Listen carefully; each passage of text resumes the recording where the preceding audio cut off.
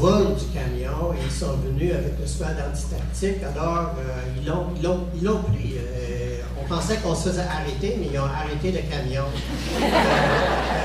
Alors,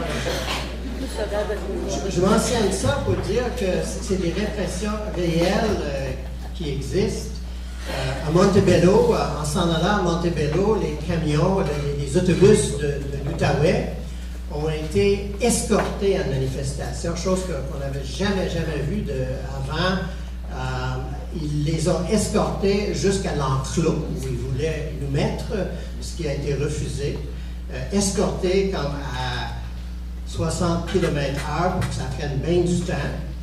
Et là, les gens avaient bien sûr envie, puis l'idée était de les mettre dans l'enclos pour la manif. Alors, on veut limiter notre accès à l'espace. C'est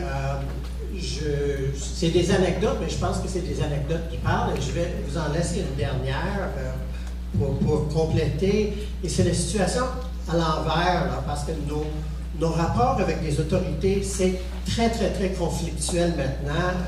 On en a toutes sortes d'exemples, mais ça, c'est un exemple un peu à l'envers. C'était lors d'une des marches nocturnes en Outaouais, et il y avait une jeune femme qui a été luttée par une voiture. Moi, j'étais témoin de ça, donc je peux en parler de vive voix. C'était un délit de fuite. La voiture était arrivée comme derrière d'un groupe de jeunes qui marchaient, puis ils n'arrêtaient pas. Les deux personnes ont réussi avant d'elle à se tasser, à chercher à tourner. Il a enfoncé le pied sur l'accélérateur, puis elle est tombée en arrière sur elle-même. Des jeunes avaient réussi à obtenir le numéro de plaque de la voiture, et ça a été donné à la police. Il a fallu attendre, intervenir de nouveau. Il a fallu qu'elle aille au poste de police. Et finalement, on lui dit, mais vous savez que oui, on sait que c'est qui. Bien, c'est un bon gars. Et dans le fond, là, on a un rapport, puis on a remis le rapport à la direction des poursuites criminelles. Et attendez un peu. Et là, elle a attendu, puis 5 mois plus tard, elle s'est pointée au palais de justice pour apprendre que le tout a été carrément oublié. Alors, moi, je cherche à comprendre ces situations-là, mais là, on a vraiment plus confiance dans beaucoup de nos réseaux, pas juste à l'État, mais aux services de police. Nous en sommes rendus là. Puis pour moi, on n'a pas non plus confiance dans l'explication qu'on nous donne sur des événements qui arrivent sur la place publique. On ne sait pas qu'est-ce qui est vrai, qu'est-ce qui n'est pas vrai. En tout cas, c'est mon cas. Alors, c'est un peu le propos que je voulais vous amener aujourd'hui. Merci beaucoup.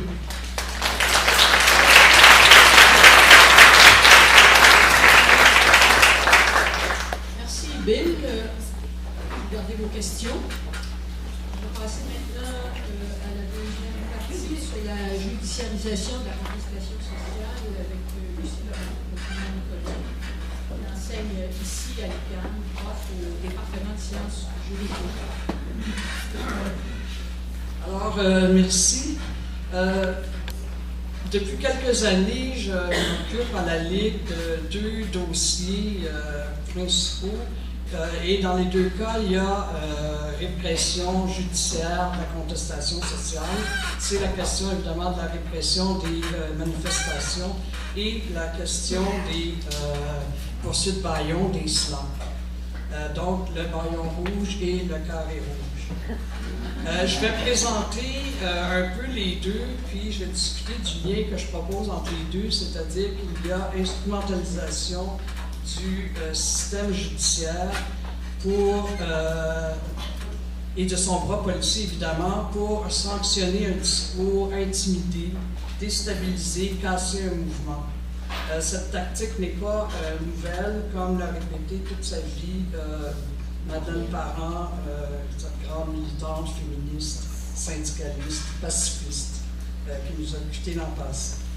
Donc, pour les manifestations, donc depuis le début des années 90, les mouvements altermondialistes, anticapitalistes, étudiants, également, je dirais, plus récemment, là, écologistes, faut pas oublier féministes, donc ces nouveaux terroristes, font l'objet de surveillance et de répression étatique exceptionnelle.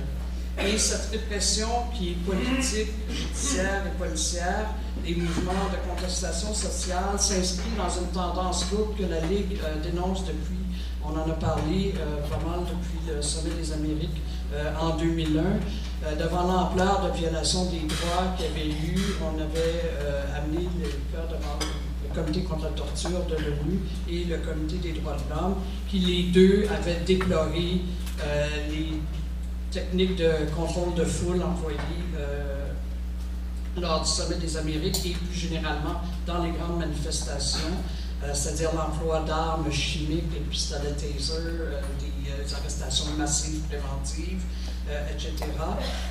Donc, les deux comités onusiens ont condamné le Canada, mais le Canada, non seulement n'a-t-il pas répondu aux demandes qui avaient été faites par ce comité, mais on l'a vu au G20, la répression de la contestation sociale la plus grande que l'on n'avait jamais vue.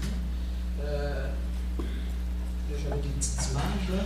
Alors ça, au G20, entre autres, il y avait eu le nombre d'arrestations sans précédent dans l'histoire récente du Canada, mais aussi les conditions de détention du centre temporaire qui étaient vraiment inhumaines et cruelles. Il y a des personnes ici qui les ont suivies.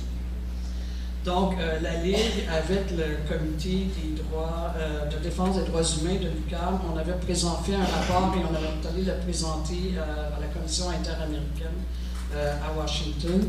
Alors, d'un côté, nous sommes là, la Ligue, Bernard Duhem de l'UQAM, de l'autre côté, en face, c'est le Canada. On avait répondu que des choses comme le plus grand pays, beau pays du monde, la liberté d'expression, etc., il ne répondait à aucune des questions des commissaires, mais se contentait de dire, ben là, on ne sait pas, on n'a pas les chiffres, il y a des enquêtes de toute façon. Après, bien évidemment, j'ai été impliqué beaucoup dans la grève étudiante. Et là, ça a été vraiment la judiciarisation complète du mouvement. Toutes sortes de façons. Alors, le nombre d'arrestations, on parle de 3510. Utilisation sciemment détournée des dispositions législatives existantes. Alors, les accusations, notamment complètement désincarnées de rapport au terrorisme, qui ont été abandonnées la semaine passée, mais quand même en échange d'une renonciation à l'enquête préliminaire. Les conditions de remise en liberté très sévères sont habituellement réservées aux criminels endurcis qui ont été imposés aux personnes accusées. Arrestation, détention, fouille arbitraire en vertu de l'article 31 du Code criminel, tout ce qui s'est passé autour du Grand Prix. Les gens n'ont eu aucune accusation. Les constats d'infraction en vertu du Code de sécurité routière aussi. Donc, ça, c'est ce que j'appelle l'utilisation sciemment détournée de dispositions législatives existantes. Mais en plus, on a fabriqué de nouveaux outils. Alors, les amendements aux règlements municipaux, la loi spéciale qui limite le droit de manifester, évidemment. Et aussi, toute la question de la négation des droits collectifs des associations étudiantes par les injonctions. Donc, tout ça, ça a fait qu'on a transposé le conflit, si on peut dire, dans l'arène judiciaire. Alors, vous savez que la Ligue, on a rendu public la semaine passée avec 2 semaines, avec l'Association des juristes progressistes et le comité légal de l'AC, un rapport sur la répression pendant la grève étudiante, donc ça s'appelle Répression, discrimination et grève étudiante, analyse et témoignage. Je pense qu'à Montréal, en ce moment, le droit de manifester est rendu sous censure policière. Avec les nouveaux amendements de règlements municipaux, les forces de l'ordre jouissent d'un pouvoir complètement discrétionnaire de décider quand et comment peut s'exercer le droit de manifester. Il n'y a aucune directive d'application. C'est très difficile de suivre la cohérence dans leurs actions. Pourquoi? Quand est-ce qu'un attroupement devient illégal? Avant même que la manif commence, comme on l'a vu récemment.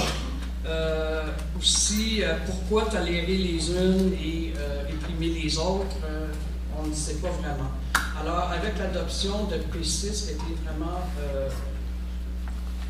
critiquée non seulement par la Ligue et d'autres groupes de défense des droits, mais aussi par le barreau du Québec, on est rendu que c'est le SPVM qui mène tout à Montréal. Alors, si on voit cette image-là, j'ai vu ce qui est devenu le droit de manifester à Montréal. Et on voit que dans les lois, c'est le règlement municipal là, qui force à donner l'itinéraire et interdit le port des masques. Le port des pancartes. Le troupeau illégal.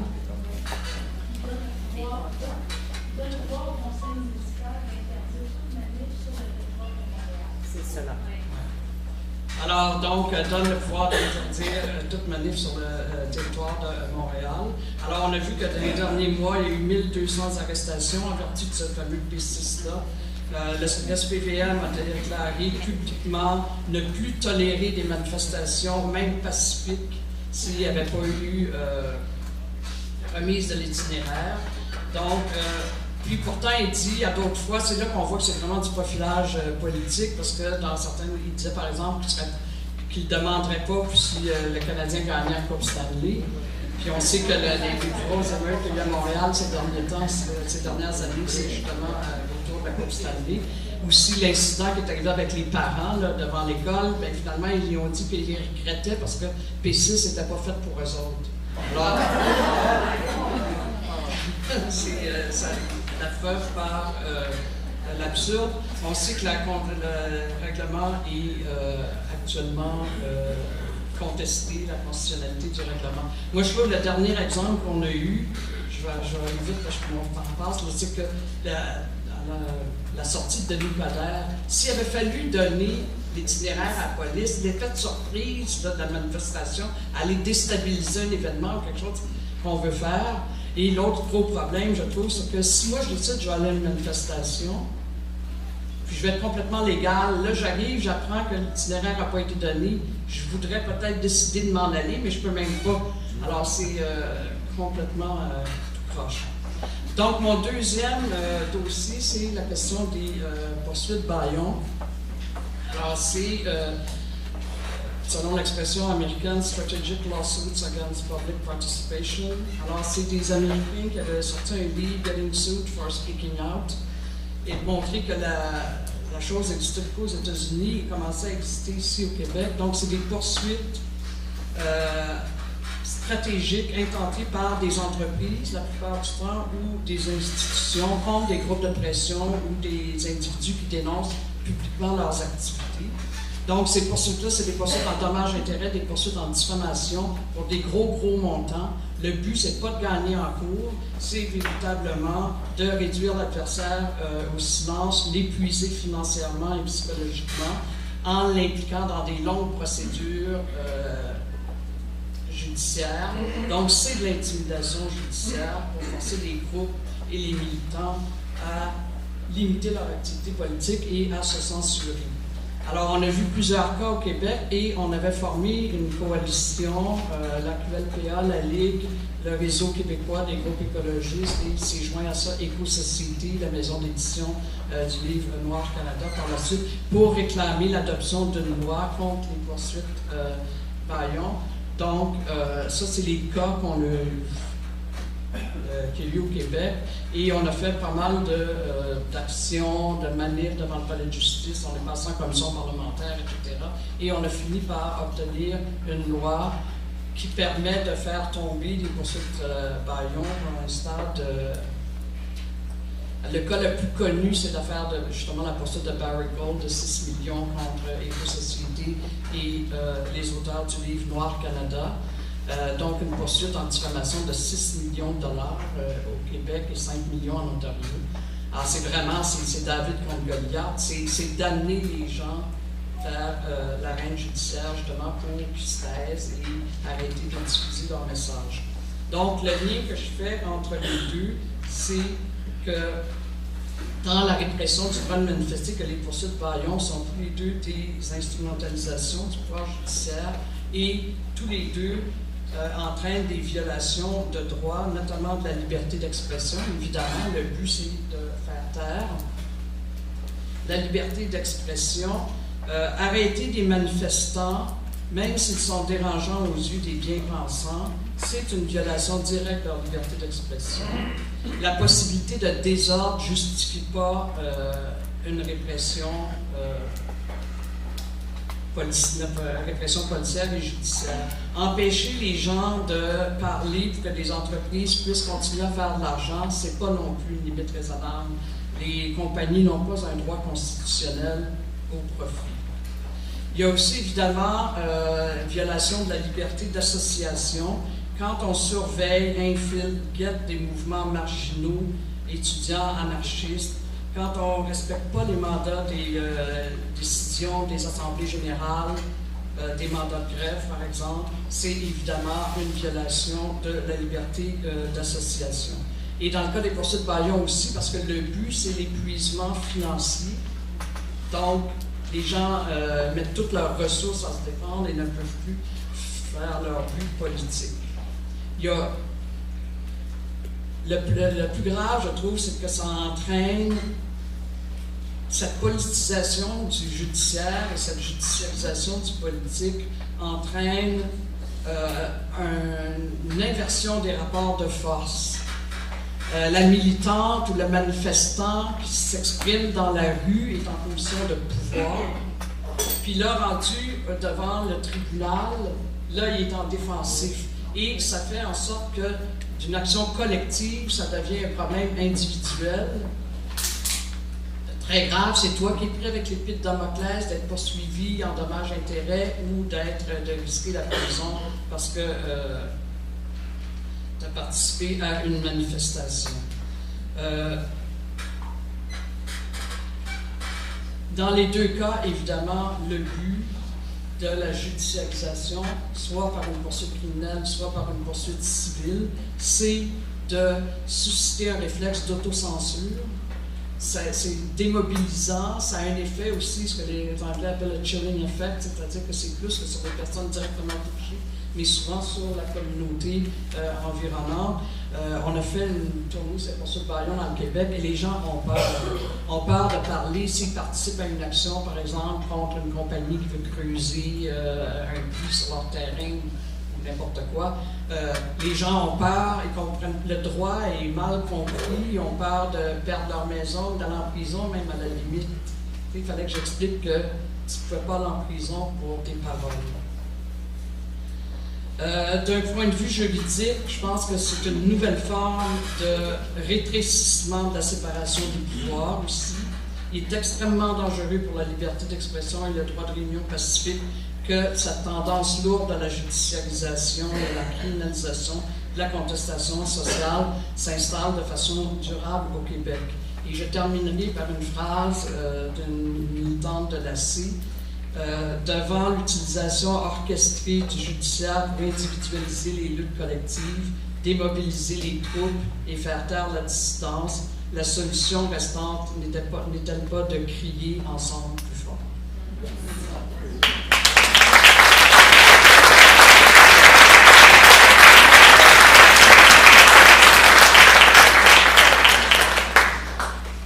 Merci beaucoup. Vraiment, ces gens sont fidèles. La vie est très, très facile ici. Je ne sais pas la suite. M. Brian Myers, qui est bien connu comme journaliste au Devoir, mais aussi qui est président de la Fédération professionnelle des journalistes du Québec. À vous la parole. Oui, je veux juste dire que, justement, j'ai donné 2 entrevues hier au Devoir sur les 2 sujets, le droit de manifester et les SLAP. Parce qu'il va y avoir le week-end prochain, pas celui-ci, mais l'autre, un cahier spécial sur les 50 ans de la Ligue. Donc,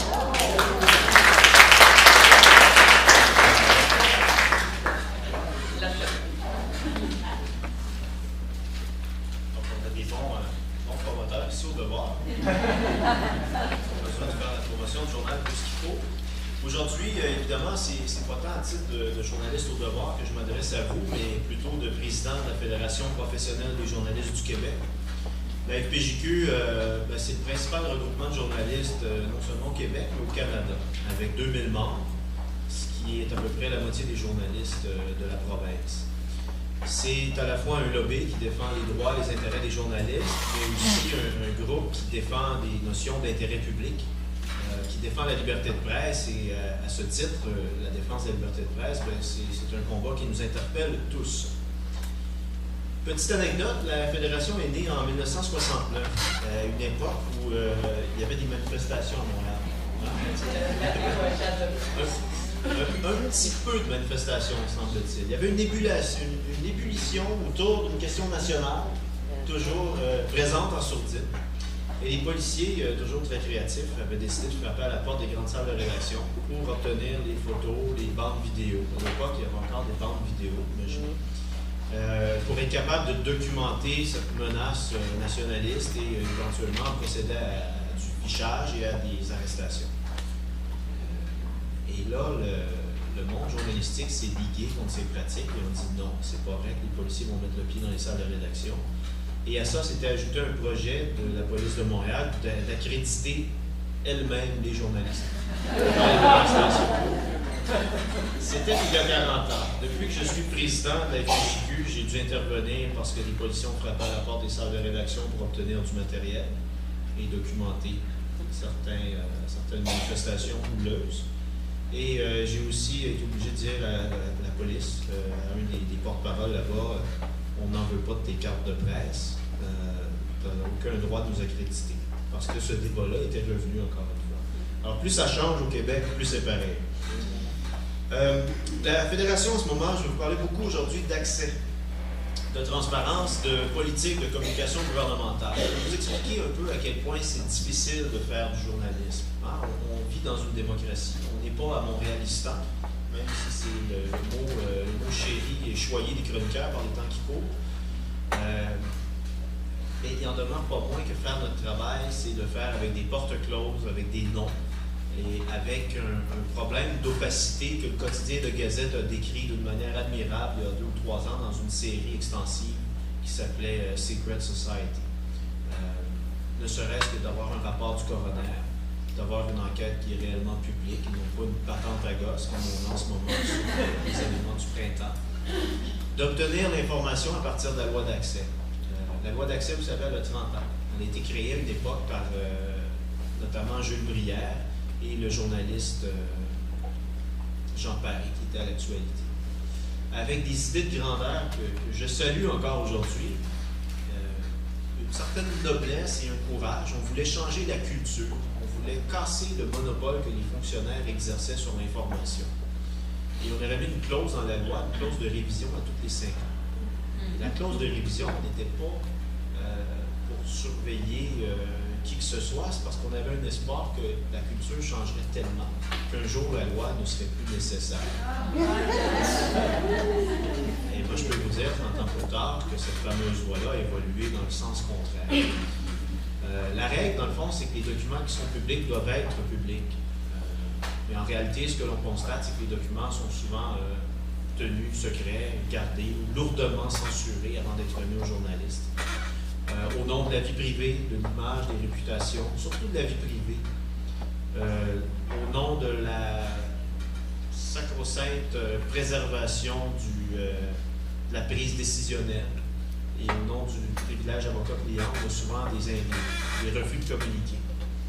Concrètement, ce que ça veut dire, c'est que si un cabinet ou un ministère ou même un conseil de ville délibère sur une question, une décision finale n'est pas arrêtée, on dit que le processus décisionnel est en cours, il faut respecter cette sérénité que les parlementaires, les élus ont besoin pour décider.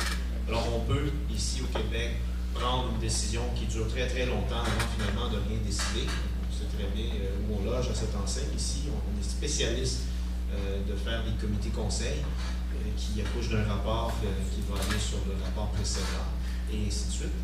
Et donc, par conséquent, si le processus est en délibération, on n'aura jamais l'information. Dès que le document passe sur le bureau d'une avocate, le secret professionnel s'applique. Alors, il suffit de faire ça ici quand on est ministre. Madame est avocate, privilège avocat-client. Je défends mon ministère, c'est mon client. Le document ne soit pas communiqué. Et on a eu des cas aussi où on a assimilé l'expression d'idées, des idées couchées sur papier par un fonctionnaire dans le cadre d'une séance de travail. On a assimilé ça comme l'expression de ses pensées personnelles, donc elles étaient protégées par un certain droit à la vie privée. Et on a eu des refus de communiquer autour de ça. Bref, cette loi-là accuse très mal le poids de ses 30 ans. Et le ministre des Affaires de la réforme des institutions démocratiques, Bernard Drinville, a choisi de réviser la loi. On a comparé en commission parlementaire et on a demandé deux choses très simples. Si ça vous intéresse, notre mémoire est disponible en ligne sur notre site à fpjq.org. Deux choses. La première, c'est de limiter au maximum les exceptions. Et la deuxième, c'est de militer vers un modèle de gouvernement ouvert. Ce que l'on raconte, nous, maintenant, comme histoire de base, et c'est très porteur, c'est que l'ultime remède à la corruption et la collusion au Québec, c'est l'information. Cette nécessaire transparence. Les journalistes d'enquête sont arrivés sur la grande scène de crime de la corruption avant les policiers de l'UPAC. L'ont fait à partir de documents qu'ils ont obtenus de sources confidentielles, à partir d'une loi d'accès parfois bancaire, et ils ont été capables de relier tous ces petits points-là qui étaient des contrats pour faire le grand portrait de cette bête tentaculaire. Et pour leur faciliter la vie dans le futur, on milite en faveur d'un modèle de gouvernement ouvert où les données publiques seront réellement publiques et seront facilement exploitables. Je ne veux pas engager un débat sur le jargon des programmeurs, mais il y a des exemples très simples que vous allez comprendre. On a parfois accès à certaines données, mais dans un PDF. Or, un PDF, c'est impossible de l'extraire, puis de refaire une application, de refaire des graphiques interactifs. Il nous faut les données brutes. On a d'autres ministères qui disent on donne les données, mais il faut acheter un logiciel qui coûte 2000 $, parce qu'on choisit une technologie hyper pointue pour partager les données. Bref, toutes sortes d'histoires comme ça, abracadabrantes, qui font en sorte que la loi d'accès ne fonctionne pas bien. L'autre volet de tout ça, c'est les politiques de communication gouvernementale. Sous la fin du règne de Bernard Landry et surtout avec celui de Jean Charest, on a centralisé énormément les communications. Tous les directeurs de communication des ministères relèvent d'un seul secrétariat. Et on a très vite réalisé, nous journalistes, que l'accès qu'on avait à des ministres et des titulaires de fonctions il y a à peine 15 ans s'est rétréci. Moi, je me souviens, comme journaliste, il y a 15 ans, on appelait au cabinet d'un ministre, on était capable d'y parler dans l'heure. Aujourd'hui, on appelle au cabinet d'un ministre, puis si tu dis le ministre, s'il vous plaît, ils vont vous rire en pleine face. 3 attachés de presse vont vous passer sur le corps avant pour savoir ce que vous voulez et essayer de ne pas vous refiler le ministre. Et au final, il reste que les points de presse, souvent, les entrevues de fond, où on peut rattraper les titulaires de charges publiques. Une centralisation qui a mis l'information entre les mains des relationnistes, les grands amis de la relation publique, qui souvent nous en disent le moins possible, cherchent à obtenir les questions à l'avance. Au fédéral, ça atteint son paroxysme. Maintenant, les journalistes sont pratiquement obligés, s'ils veulent avoir une réponse, ils soumettent des questions par écrit pour avoir des lignes approuvées par la suite, à la fin de la journée ou le surlendemain. Il y a certains ministères, si on écrit en français, il y a des délais de traduction qui vont faire passer le délai de 24 heures en 48 heures. Et évidemment, les gens de relations publiques sont souvent là pour contrôler le message, mettre en boîte les journalistes. Et ça fait en sorte que l'information qu'on obtient est beaucoup moins complète, beaucoup moins utile. Ce qui nous amène à utiliser d'autres sources. Bon, les autres sources, c'est quoi? C'est les sources anonymes. Et pourquoi il y a autant de sources anonymes de nos jours dans les médias? C'est parce qu'on est forcément obligé de contourner ces politiques de communication-là qui privent les titulaires de charges publiques, les fonctionnaires, de leur parole citoyenne. Hein? On en est rendu à une situation où, privé comme dans le public, les politiques internes disent que les demandes d'information, les demandes d'entrevue des journalistes et des médias doivent être réacheminées vers les relations publiques. Et ce qui fait en sorte que quelqu'un qui est payé à même les fonds publics n'est plus imputable, n'est plus redevable devant la population, devant les journalistes. Et ça, c'est un réel problème. Alors, beaucoup de sources anonymes et des demandes d'accès à l'information pour faire des enquêtes qui sont pénibles et qui sont difficiles. Pourquoi c'est important? Parce que dans les 10-15 dernières années, je pense qu'il n'y a pas une enquête au Québec et au Canada qui a réussi sans avoir cette utilisation double des sources anonymes et de la loi d'accès. Alors, il faut aussi, là, on n'en parle pas beaucoup, mais il faut être en mesure de protéger les sources. On n'a pas de droit sur la protection des sources ici au Québec ni au Canada. Tout au plus, on a des décisions de la Cour suprême qui nous permettent d'avoir une certaine garantie d'anonymat, mais c'est toujours selon une logique du cas par cas. Il faut faire la preuve ultimement devant un tribunal que préserver la source, préserver la confidentialité de la source est dans l'intérêt public. C'est avec ces embûches et ces entorses qu'on a réussi à produire du journalisme dans les dernières années, du journalisme de grande qualité. Je le dis et je le redis, pas de journalisme, pas de commission Charbonneau. C'est aussi clair que ça pour moi l'équation. Et les journalistes au Québec ont été parmi les plus actifs. Récemment, on a eu une délégation de journalistes français qui sont venus remettre le prix Albert Londres, le prix le plus prestigieux de journalisme. Et les gens qui étaient là étaient tous des anciens lauréats, des grands reporters internationaux. Alain Gravel est venu faire un bout de conférence avec d'autres collègues. Ils étaient complètement assommés par la qualité du travail qui avait été fait ici. Et c'est pas banal dans un contexte de précarité. Le modèle d'affaires des médias est mis à mal par la chute des revenus publicitaires. Les outils à notre disposition sont limités. La transparence n'est pas le réflexe premier du gouvernement. Alors je dis qu'on ait pu faire ce travail-là au Québec, c'est vraiment remarquable. Il faut encourager ce travail.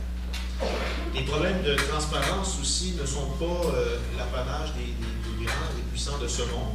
Je peux vous dire que dans le cadre du printemps érable, on a eu des journalistes qui ont été intimidés, menacés, harcelés, pas seulement par les policiers, mais par les militants eux-mêmes. Le summum pour moi, c'est un journaliste que je nommerai pas, mais sur qui on a décidé d'uriner au beau milieu d'une manif pendant qu'il faisait un direct.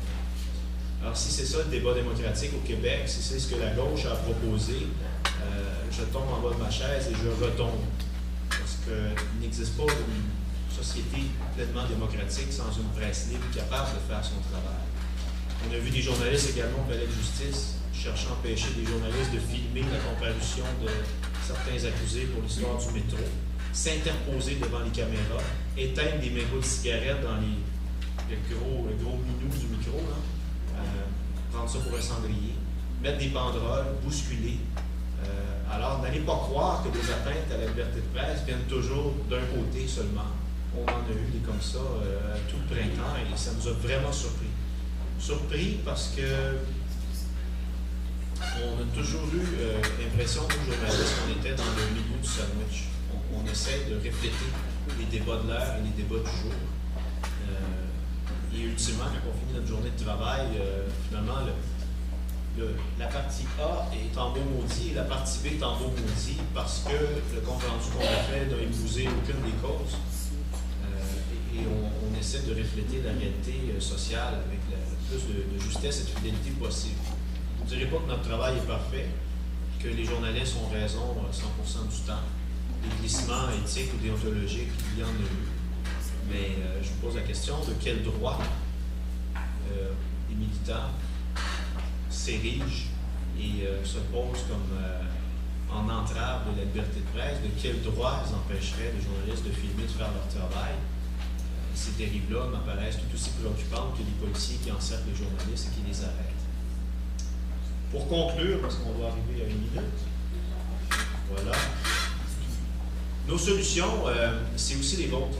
La loi d'accès à l'information n'a pas été créée pour les journalistes, elle a été créée pour le public. Les politiques de communication gouvernementale qui mettent des bâtons dans les roues des journalistes finissent par avoir des répercussions sur l'information que vous obtenez.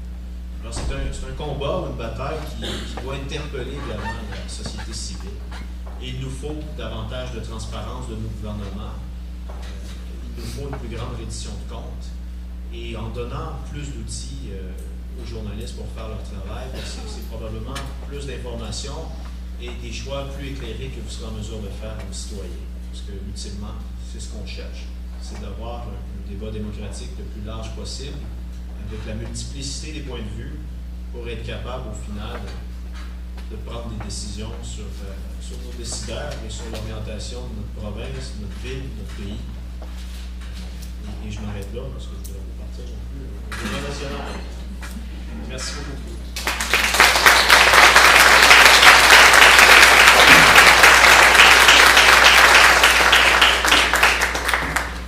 Quatrième et dernier intervenant du panel de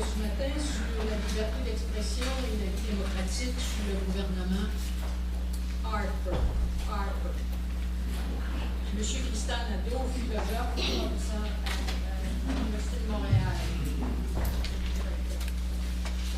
Merci. Donc écoutez, j'espère que la ligne ne m'en voudra pas trop, parce que je vais réorienter un peu mon propos par rapport à ce qui m'avait été demandé, parce que j'en ai un peu marre de parler de Stephen Harper. Il y a 3 ans, donc, j'ai écrit ce livre contre Harper. Ce n'est pas que j'ai changé d'idée ou quoi que ce soit, c'est simplement que je vais reprendre quelques éléments pour essayer d'expliquer une thèse, et j'aimerais en arriver à une thèse positive si le temps me le permet.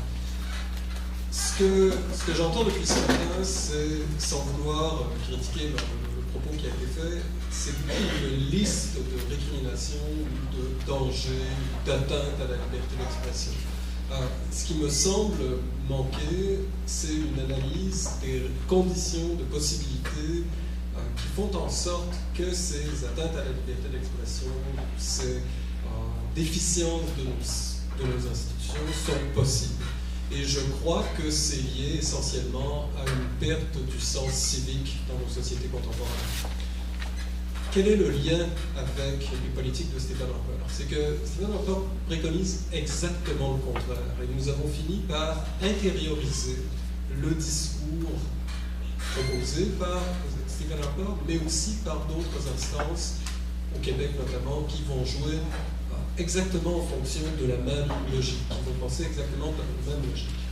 Alors, comme vous le savez tous, Harper et ses acolytes ont fait en sorte que, graduellement, au Canada, il y a eu une forme de marginalisation des groupes d'opinion, comme les ONG, par exemple, de nombreux organismes qui sont de moins en moins écoutés et surtout qui sont vus d'emblée comme étant non seulement hostiles au gouvernement, mais étant vus comme des troubles-fêtes sur le plan, disons, de la société civile. Donc on les marginalise de manière à pouvoir justement caricaturer leurs propos. Il y aura aussi toute la question du contrôle de l'information, notamment au sujet des journalistes dont le travail est rendu de plus en plus difficile, étant donné un certain nombre de pratiques politiques qui auparavant étaient peut-être moins fréquentes, là, peut-être qu'on contredira, mais qui sont devenues véritablement monnaie courante, au point où graduellement on ne se posera plus la question d'un avant ou d'un après, on va juger comme étant normal que le gouvernement se conduise d'une certaine manière par rapport à la question de l'information.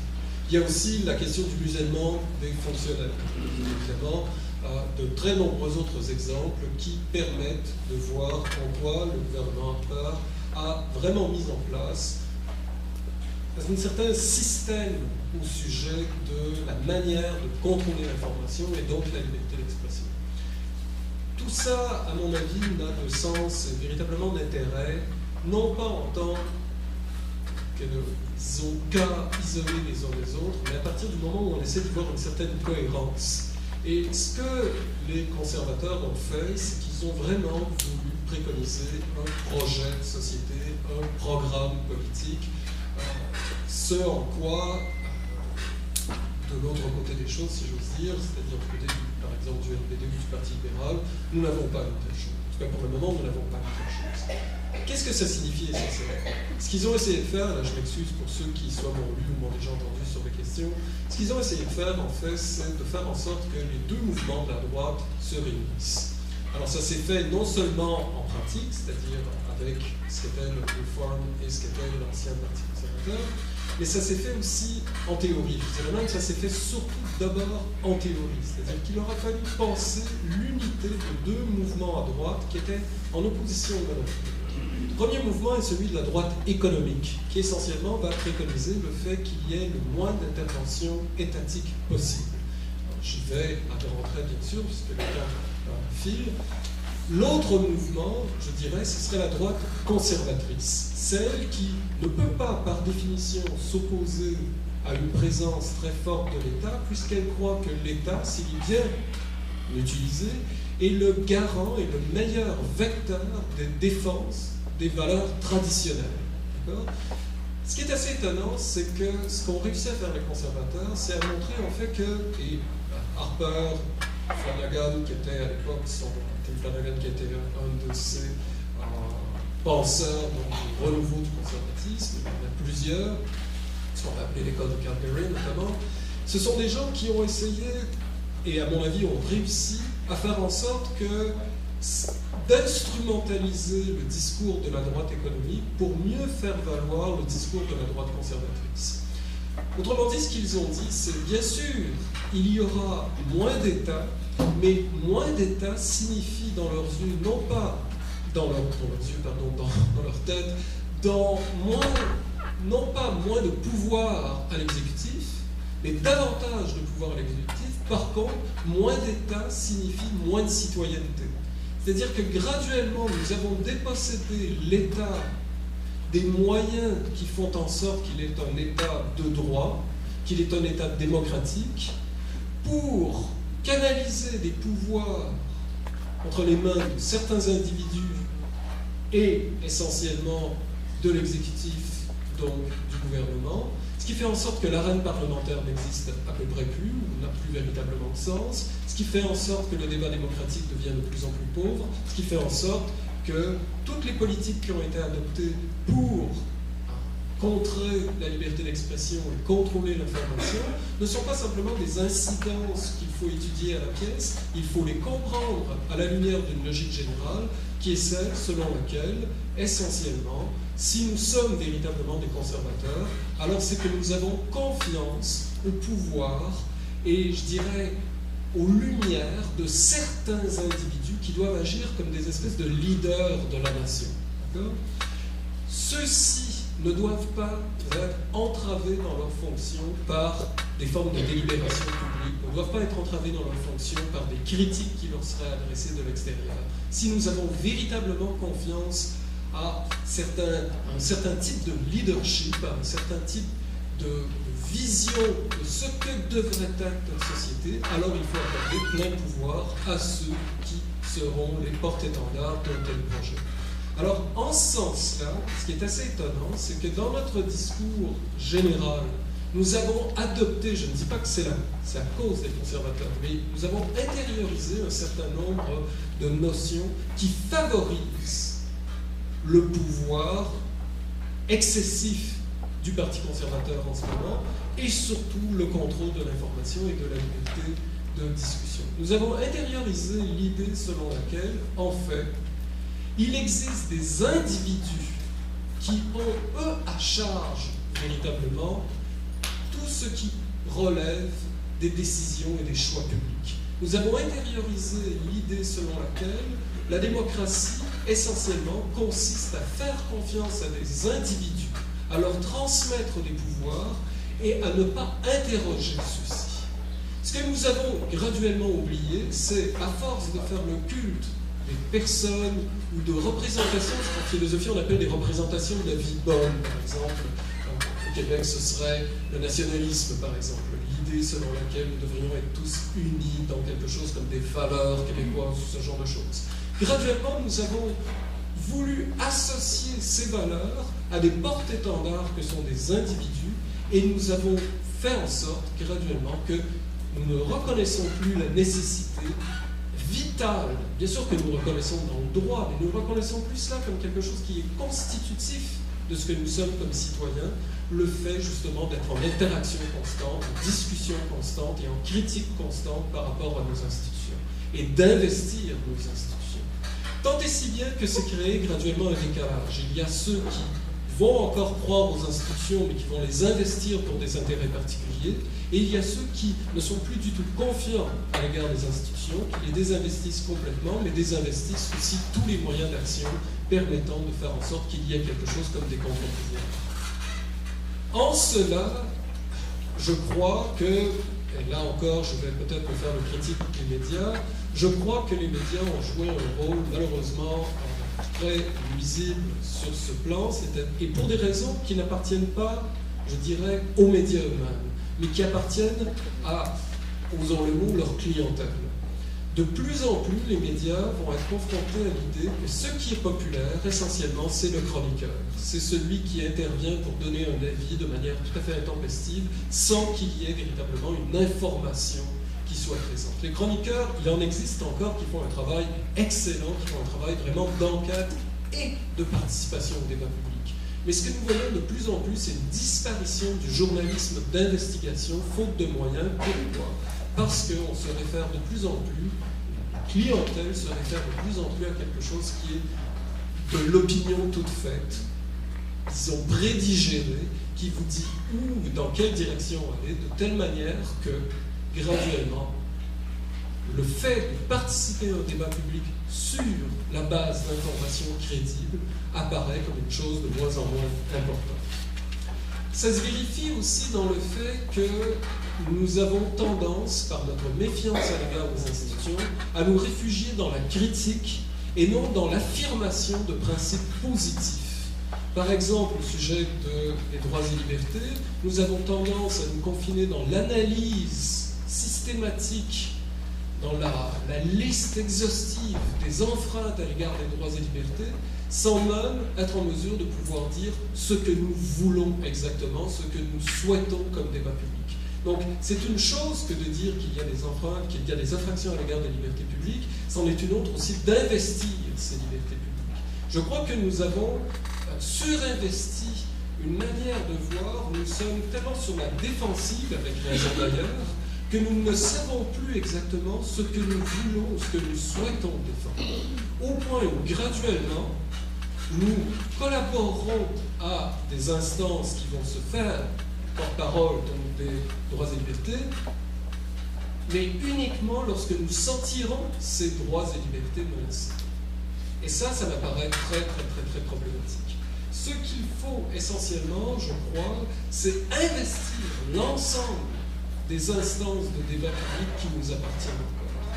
Les investir pour exiger d'elles la qualité que nous devrions souhaiter d'elles. Et ainsi, et seulement ainsi, il sera possible de faire un travail qui inversera, si vous voulez, la polarité et qui fera en sorte que les politiques d'un gouvernement Harper ou les politiques que nous voyons en ce moment au Québec n'auront plus, disons, de terrain stable. D'accord ? Et ça, c'est quelque chose qui m'apparaît extrêmement important. Je termine là-dessus. Cela peut donner l'impression que je suis en train de faire une espèce de plaidoyer pour un retour à ce qu'on pourrait appeler la liberté des anciens. C'est-à-dire, on va tous se réunir dans un agora et nous allons consacrer toutes nos vies, nous destinées au débat public. Ce n'est pas du tout cela que je veux dire. Ce n'est pas du tout non plus l'appel à quelque chose comme des valeurs qui seraient, par exemple, propres à une communauté particulière. Par exemple, je me méfie énormément du discours sur les valeurs québécoises.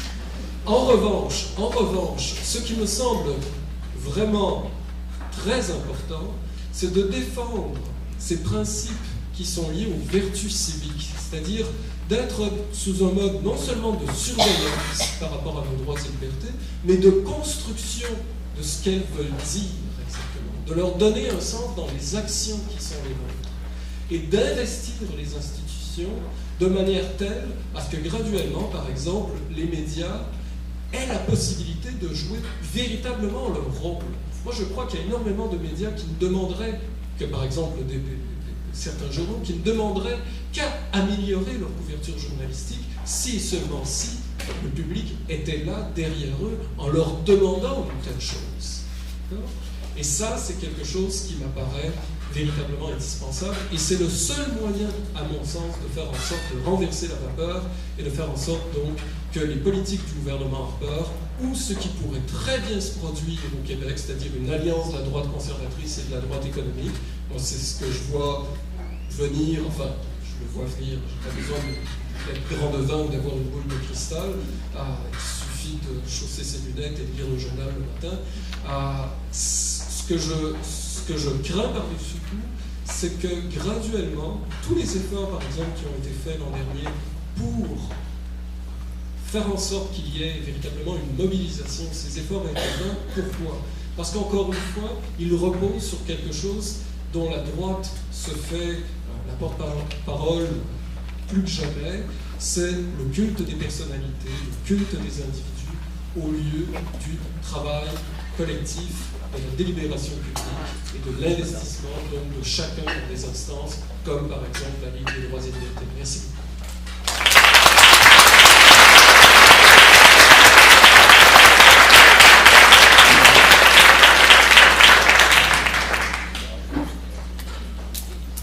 Alors, c'est le temps de vos réactions, vos commentaires. vos questions. 1, il faut aller au micro. 2, c'est intéressant toujours de vous identifier. Et 3, à qui vous adressez votre question. Il y a peu de temps. Je vous demanderai le moins possible d'étirer des commentaires et le plus possible de cerner des questions. Nous avons 20 minutes. Alors, comptez le nombre de personnes au micro déjà. Alors, premier intervenant, je vais commencer de ce côté-ci. Oui. Alors, Philippe Landry. Le commentaire est surtout question à Brian Miles. Une chose, vous avez eu une analyse des années 60-70 qui est très bonne, mais c'est toujours plus facile quand on regarde vers le passé que quand on est dedans, dans la situation présente. Et là-dessus, j'ai trouvé que c'était peut-être un peu moins bon, dans le sens où une chose qui a complètement changé la donne, c'est les agences de presse. Et votre journal est bien loin d'être. Là, en ce moment, je fais une poursuite au Conseil de presse du Québec contre Manon Cornelier, qui travaille au devoir, parce qu'elle prend les choses qui lui sont données par le fédéral, par les conservateurs, et elle jongle autour de ça, c'est-à-dire qu'elle se sert du matériel des agences de presse, et le tiers de ce qu'elle écrit, très souvent, est complètement faux. Et moi, je me suis amusé à les corriger, mais je n'ai pas que ça à faire. Et là, en ce moment, j'ai aussi, au Conseil de presse, une poursuite contre Patrick Lagacé qui crée de la nouvelle à partir de zéro. François Cardinal qui ne fait aucune analyse de ce qu'il ramasse en environnement. Mathieu Bocoté qui a Monsieur, s'il vous plaît, attendez, on est en débat ici, je pense que la situation est grave par rapport. Alors, on va débattre. Excusez, monsieur, on On va a... débattre. Alors, ne me coupez pas comme ça. Laissez-moi finir. Est-ce que ça serait possible? Laissez-moi finir. Laissez-moi finir. Alors, Mathieu Bocoté, lui, je le poursuis à la Conseil de presse parce que c'est pas du journaliste, ça fait ça du bruit sur le papier, ce qu'il fait. Et j'ai pas eu des problèmes qu'avec eux. Charles Tisser, je suis allé le voir pour un problème scientifique. Je suis scientifique dans le domaine de l'environnement. J'ai trouvé que c'est un pseudo-scientifique qui avait à peu près pas de base scientifique. Quant à Jean-François Lépine, j'ai trouvé que c'était un Monsieur, sacré est-ce que c'est possible de raccourcir votre Alors, intervention je et pose de la poser question. votre question? Je pose la question.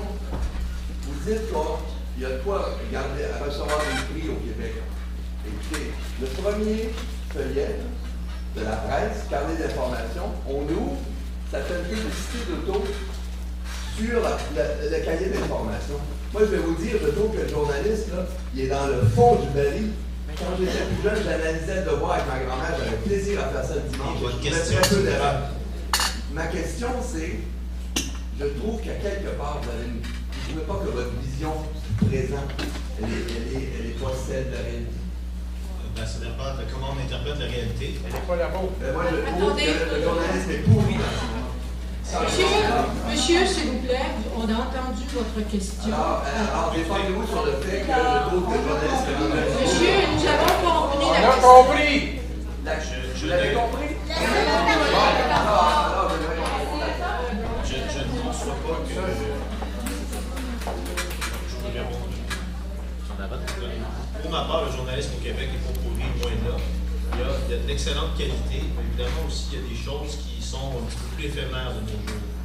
L'instantanéité, les nouvelles en continu, les sites Internet, la difficulté d'obtenir des revenus parce que les gens payent de moins en moins pour l'information. On fait en sorte qu'on a des modèles où on valorise beaucoup de contenu, on valorise l'enquête.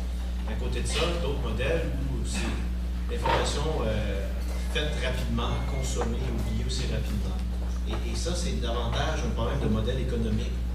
On a beaucoup de difficultés à mettre les produits médias dans les mains des gens et les faire payer. Le devoir est une exception dans mesure avec mon courriel, j'espère que vous allez m'aider au conseil. dans la mesure où on est capable de charger davantage à nos abonnés que d'autres journaux pour se sentir mieux. On est moins sujet à la crise des médias. Mais ça, c'est une réalité. Et le journaliste d'investigation, contrairement à ce que disait M. Nadeau, je pense qu'il est en hausse. C'est vrai qu'il y a une multiplication des chroniqueurs, parce que faire de la chronique, ça coûte pas cher. Il suffit d'avoir quelqu'un qui est fort en gueule et qui a des idées sur tout, et on le laisse courir avec le ballon, et il score dans son but, dans le but adverse, et il continue, mais il y a le terrain lui seul. Mais l'investigation au Québec, il y en a plus que jamais depuis une vingtaine d'années. Et regardez, on a enquête 1 heure à grande écoute toutes les semaines. Dans un bassin aussi petit que le Québec, c'est remarquable. À ça, il faut ajouter le module d'enquête de la presse, qui travaille en équipe. QMI, qui enfin a commencé à utiliser la convergence à des fins productives. On a libéré des journalistes à TVA, Journal de Montréal et ailleurs, et on a fait un pôle QMI enquête. Et ils ont eu un beau succès récemment. C'est eux qui ont trouvé que Gilles Cloutier n'était pas le propriétaire de sa maison à Pointe-aux-Pitres, et ça a découlé à la commission Charbonneau après le pouvoir. De ce point de vue-là, je dirais que l'enquête va bien. Elle va mieux que jamais.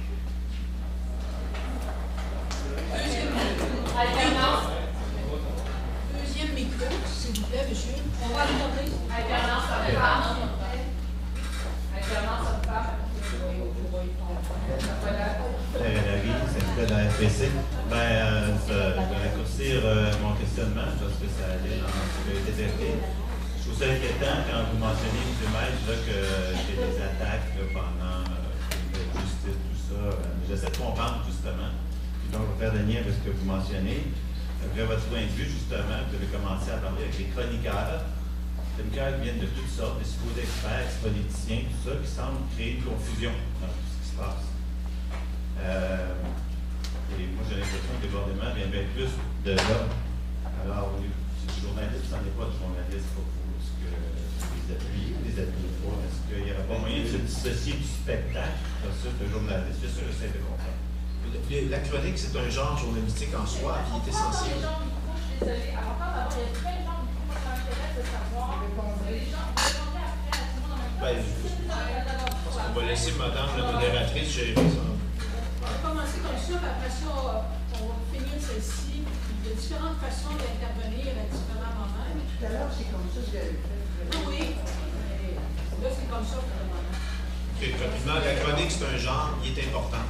Parce que ça va plus loin que le factuel. Il faut être capable de commenter, donner de l'opinion. Ça fait partie du débat démocratique. Évidemment, il faut s'attendre à ce que les chroniqueurs s'appuient minimalement sur les faits et fassent preuve d'honnêteté et rigueur dans l'analyse. L'opinion ne donne pas droit au délit d'opinion en journalisme. Ça, c'est un principe admis, mais il n'est pas respecté partout de manière homogène. Alors, on va revenir au propos. On a exprimé que ce soit homme-femme. Alors, peut-être que monsieur, vous pourriez céder votre place à la dame. Et nous allons prendre les trois interventions et ensuite on demandera de réagir ensuite les trois dernières et ça sera le temps dont nous disposons. Mon nom est Béatrice Chiasson, je suis retraitée. Et je ne suis pas à l'aise de faire l'intervention que je vais faire, je ne m'attends pas à ce que ce soit populaire. Mais c'est la question de la remise de l'itinéraire avant les manifestations. Personnellement, je manifeste depuis au moins le début des années 70. J'ai participé à beaucoup de manifestations et en général, on remettait l'itinéraire à la police et je viens de m'informer auprès de Sonia, qui était directrice, qui est responsable de l'action syndicale longtemps à la CEP, pour m'assurer qu'effectivement on remettait l'itinéraire. Et elle m'a même assuré qu'on a